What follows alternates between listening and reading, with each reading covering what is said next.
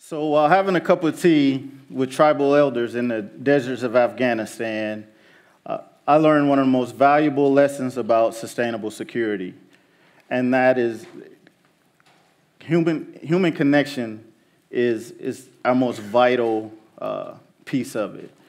True security occurs when having a meltdown. True security occurs when we can create a space where each of our cultures can connect as equals and build out from there. It's hard because all sides have to admit our own faults and, even worse, our own vulnerabilities. So as our cultures become more connected, we as individuals are becoming less connected. And this is the biggest security threat of our time. Every day we hear of the growing violence, even today, unfortunately, with the synagogue. In our homes, in our workplaces, in our schools, poverty is ravaging our communities due to political and religious conflict. We're having a huge wave we're having a huge wave. Climate change, we're witnessing one of the largest human migrations that the world has ever known. This is unbelievable. I do this for a living. Every day we hear the growing violence in our schools and workplaces. Poverty is ravaging our communities. And due to political and religious conflict, income inequality, and climate change, we're witnessing one of the largest human migrations that the world has ever seen. On a global level, the number of megacities of 10 million people or more are projected to rise. And our fear of this is causing us to look at ways that we can address housing, energy. So our default solution has been technology, and in many sectors it has served us well. However, our technical advances have stifled our social interactions. We no longer date, we profile, we no longer carpool, we ride remotely, or we work remotely. We no longer build those relationships between law enforcement and the communities, because now we use a lot of security equipment or surveillance equipment. No longer do we have skin in the game when it comes to war, because now we drone. And we're not second-guessing it as we normally would have. Now, don't get me wrong, technology is very important.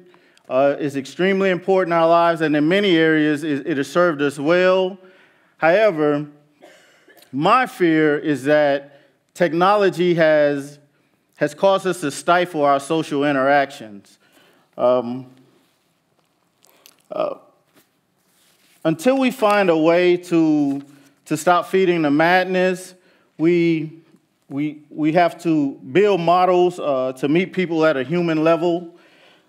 We have to build that model so that we can reach each other through apathy, compassion, and build from there. I'm committed to this because my life experiences have shown me the gaps in our security models and has ignited a desire in me to bridge them. You see, I've been fortunate enough to have a remarkable career. As a young Marine, I had the opportunity to travel the world. I met some amazing people. I've seen some amazing sunrises, but unfortunately, these were not under the best circumstances. One of the first lessons that I learned was that in poverty and in conflict, no one suffers more than women and girls. It's a lesson that has stuck with me throughout my life, and I'll talk about that a little later. After the Marines was law enforcement, where I had an incredible career working local, state, and federal crimes as a member of the police department, as a street officer, gang and narcotics officer, and ended my career as a member of a federal task force.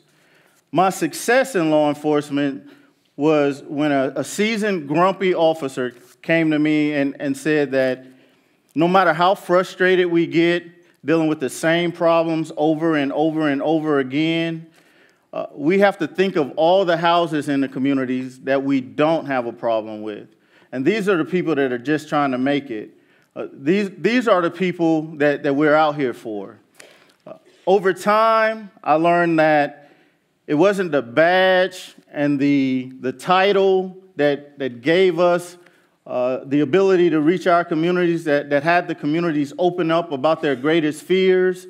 It was that we met them at a human level. It was when they saw us as partners in the community.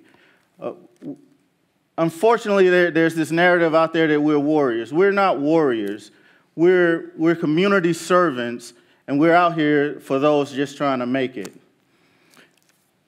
After law enforcement, I was recruited by to be a special staff advisor with the Marine Corps in Helmand Province, Afghanistan. And it was here where I first realized how important human connection is.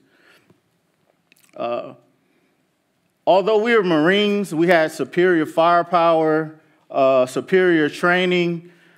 Our leaders always approached the Afghan decision makers with respect as warriors, with respect as men who are out for their own, looking out for their people.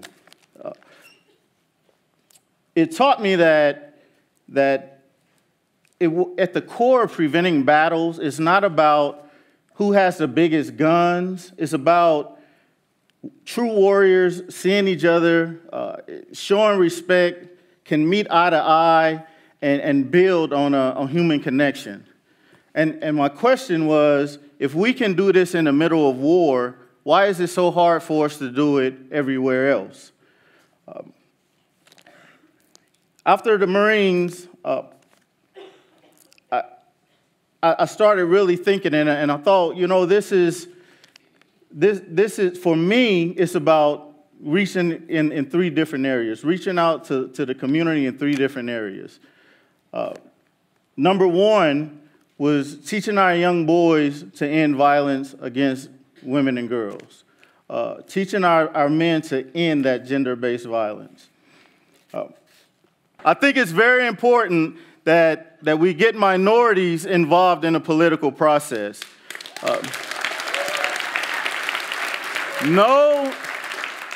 Each of our voices must be heard, and I've said this already, but it's very important that each of us have a voice in how we're governed. We have to have a voice in how we're secured. We have to have a voice in what respect is to us. We have to have that voice.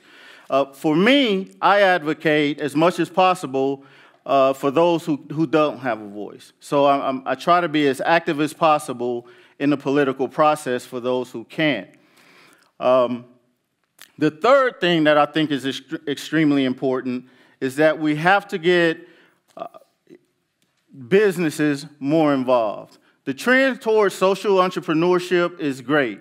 Social enterprise is wonderful, but every business can do more to promote human connection in their workplaces, in their communities that they operate in.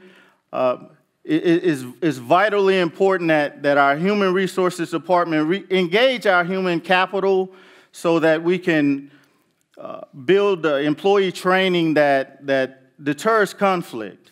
There's far too much of it going on in our communities, in our workplaces, and I think it's extremely important that we as business leaders step up to the plate and bring that, do as much as we can to bring that to an end. As a security management advisor, I try to work with the communities that I operate in by providing training in crisis management and conflict resolution. So we can all bring our skills, we can all bring our professions, our passions, and go out into our communities and do amazing things if we take that time. So what I'm asking is that each of you take your passions, take your skills, take your professionalism, Get it out there into the community and build for 6 months.